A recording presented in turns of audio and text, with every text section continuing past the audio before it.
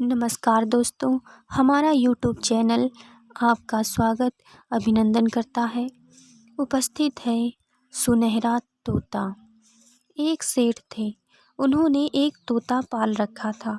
वह बहुत ही समझदार तोता था। एक दिन घर में कोई नहीं था और सेठानी अंदर काम कर रही थी। तभी एक पड़ोसन आई और उसने देखा घर में कोई नहीं है और वहाँ सामने रखा हुआ घी का डब्बा उसने उठाकर अपने बालों में छिपा लिया। यह सब तोता देख रहा था। वह चिल्ला चिल्ला कर कहने लगा, सुशीला चाची ने घी चुराया, सुशीला चाची ने घी चुराया। तब सेठानी भागती हुई आई और बोली, क्यों सुशीला, तुमने घी चुराया है?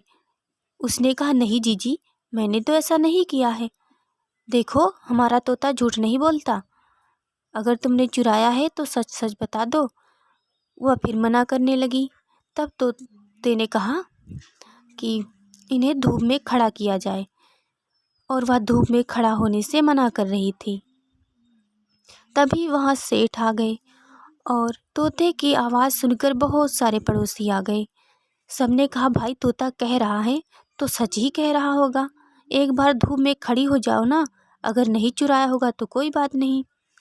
तब वह सबके कहने पर धूप में खड़ी हो गई और थोड़ी ही देर बाद सारा घी टप टप करके नीचे गिरने लगा।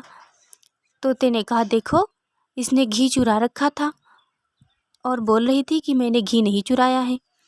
वह औरत बहुत ही शर्मिंदा हुई, उसे बहुत बुरा लगा। उसने सोचा, एक दिन तुमसे बदला लेकर रहूँगी।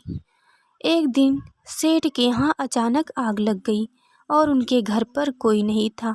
तोता ज़ोर ज़ोर से चिल्लाने लगा, आग आग, बचाओ बचाओ, लेकिन वहाँ पर कोई नहीं था।